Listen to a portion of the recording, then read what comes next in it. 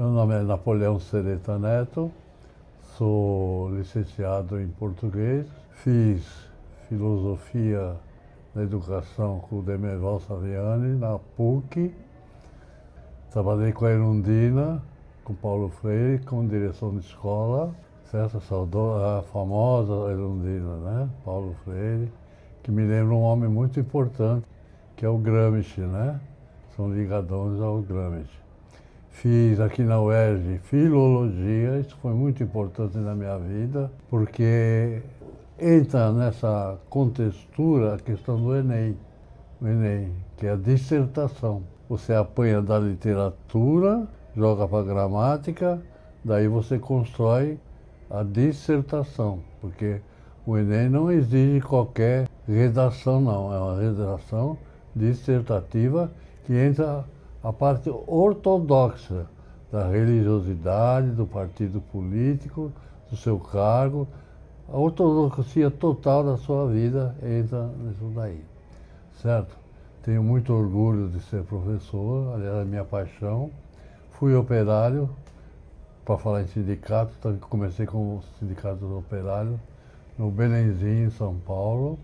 Eu nasci no dia 12 de fevereiro de 41, a guerra começou no dia 11. Muito importante essa data, porque em 45 terminou a guerra e eu já entrei justamente na escola nesse período.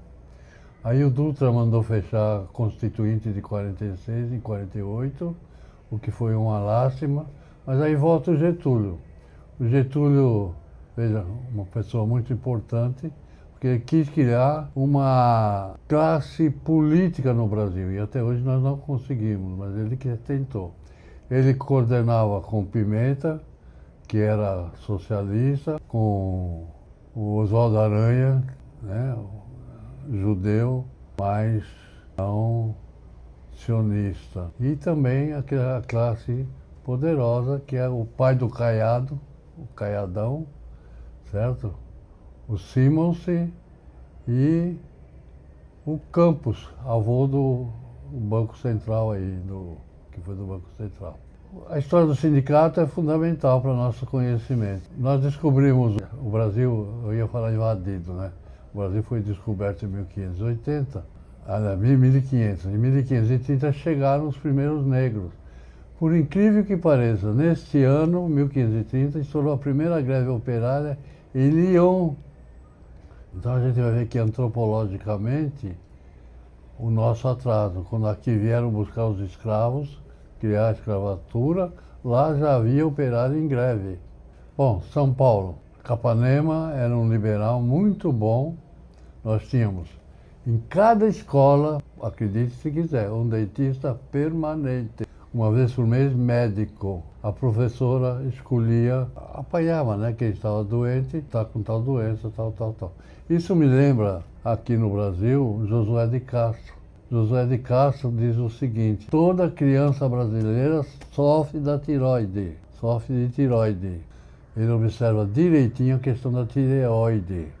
E ele diz que todos os brasileiros sofrem de tireoide.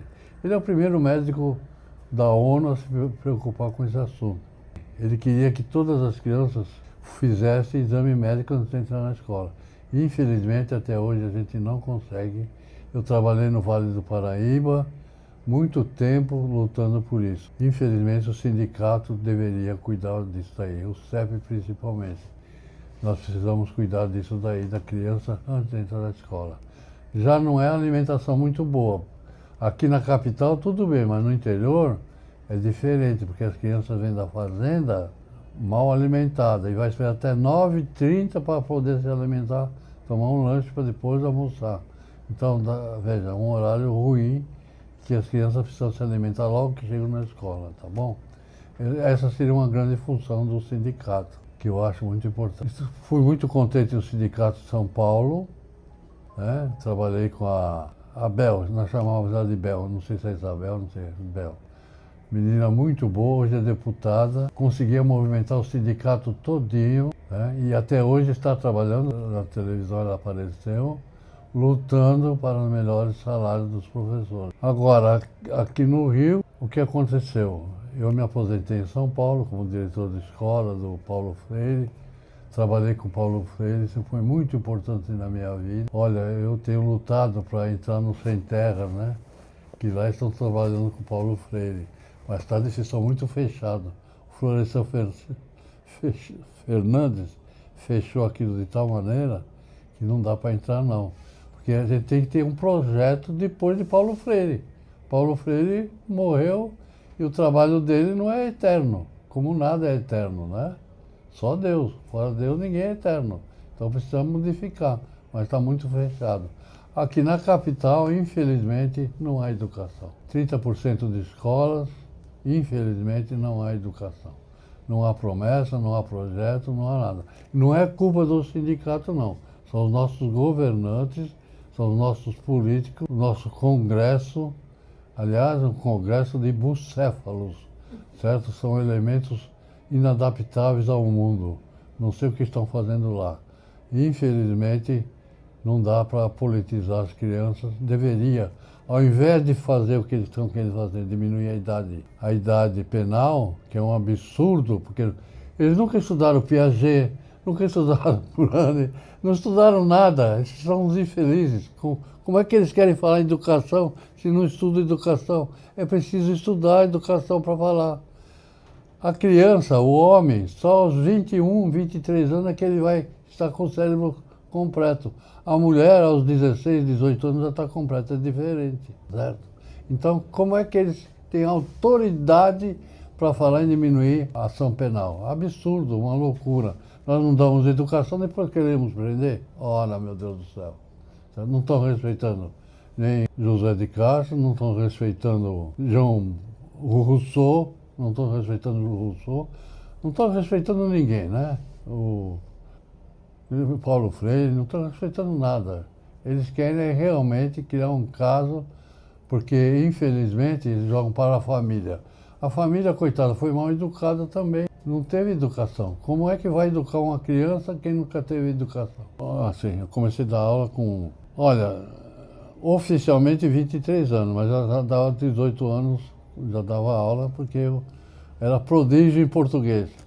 Entre aspas, esse prodígio. Em Santa Cruz foi o seguinte, eu não sei se ficar sem dar aula, estou dando aula até hoje, hein? Domingo passado dei aula, hoje dei aula particular, né? Bem, eu vim para cá aposentado, 70 anos, compulsoriamente me aposentei e vim para cá para o Rio. Aí eu fui em Bangu dar aula em escolas particulares para a questão de militarismo, né? Para fazer concurso no militarismo. E aí apareceu um garoto lá, nessa época eu escrevi um livro, e interessante. E a moça lá comprou uns 10 livros, distribuiu e deu para um aluno que gostava muito de mim. Aí o aluno pegou esse livro e falou assim, olha, eu dei para minha mãe ler, e ela falou o seguinte, falou o nome dele, que eu não me lembro, falou, fala para esse professor dar aula particular em casa, explicador, vai ser explicador. Como eu tinha um neto fazendo geografia aqui na FEUC, então ele estava precisando de um trocado, né? Ele falou, vou montar aqui na garagem. Eu falei, vamos montar. Montamos aí. E por ordem desse garoto, ele veio aqui, tomou as iniciativas aí, começou com a Ana e falou, olha, professor, eu falei com a moça, ela disse que pode. Tem um modo aí que você pode participar do sindicato. Como eu tenho experiência em São Paulo, o sindicato para a gente é muito importante, né? Faz parte do nosso corpo o sindicato. Então eu vim aqui, conversei com a Ana e tinha uma pessoa, tinha a famosa, minha grande amiga, né? Fugiu o nome dela. Mas ela está viajando, por isso que eu esqueci o nome dela, mas eu me lembro já. E aí a gente ficou muito amigo e eu comecei a participar de todas as reuniões, né? Porque perguntaram para mim, o que o senhor veio fazer aqui? Eu falei, vim fazer política. Sindicato é para fazer política, então eu vim fazer política. Então me aceitaram. Já que você quer fazer política, vamos aceitar, certo? Aí eu contei toda a história, né, que eu conhecia, né, a respeito da política, e o pessoal me aceitou. Eu estou até aqui, até agora. Ah, a Dorinha. A Dorinha é muito minha amiga. Quando eu escrevi um livro, deixa eu contar essa passagem. Porque eu acredito que Nós falamos 42% de língua, das palavras indígenas, né? 42%, né? E o resto é espanhol. Dizem que é português, mas eu acho que é espanhol. Em todo caso, né? Tem as saudades, né? Saudades que é português, o resto é tudo espanhol. Bem, e agora o IBGE deu mais 12%, então vai ser totalmente indígena, né? Bem, aí eu pensei, agora eu falei, agora eu sou o rei do mundo, escrevi o melhor livro do mundo, eu sou melhor, tal, eu sou grande, né?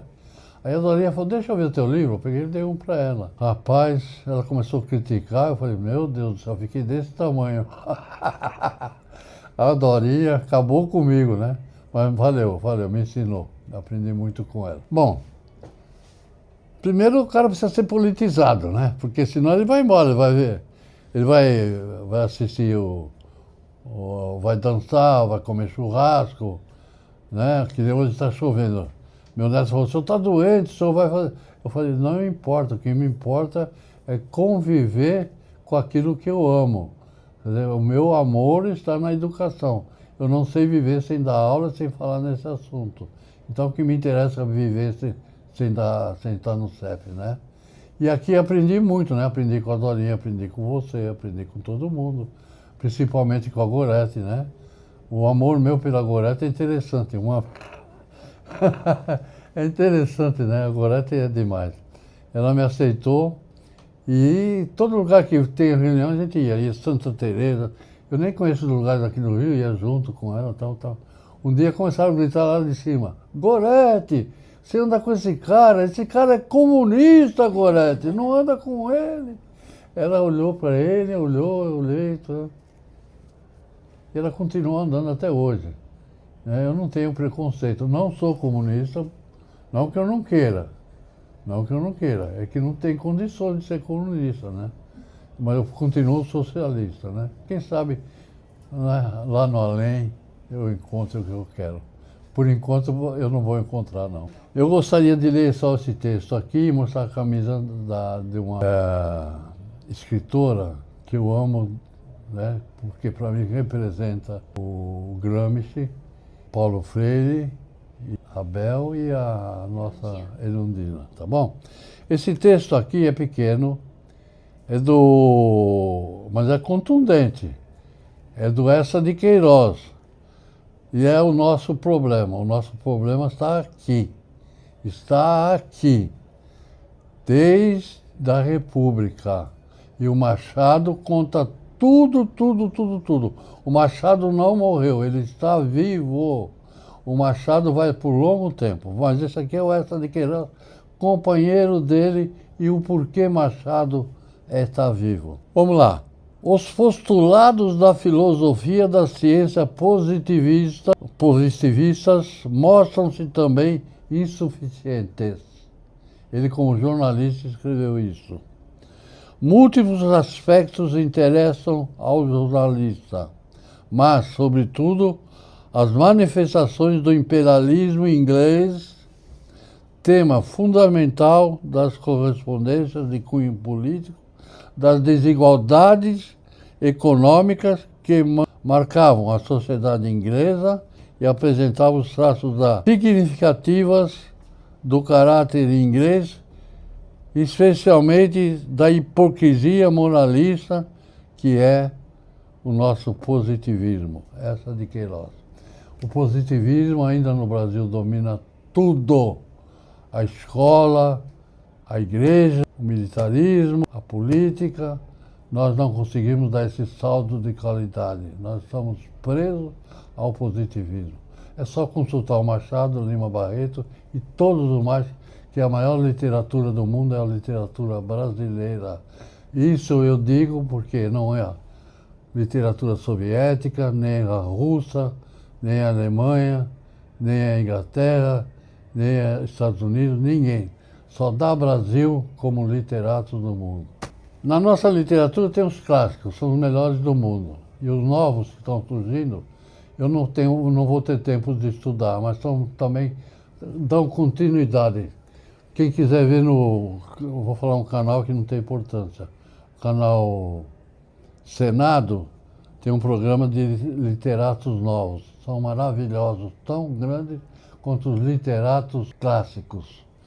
Essa, para mim, é a Carolina de Jesus. Essa é o exemplo dos modernos, dos literatos orgânicos que tanto fala o Gramsci. Parabéns a ela, parabéns ao povo brasileiro, ao povo negro, ao povo pobre do Brasil. Muito obrigado pela entrevista, viu?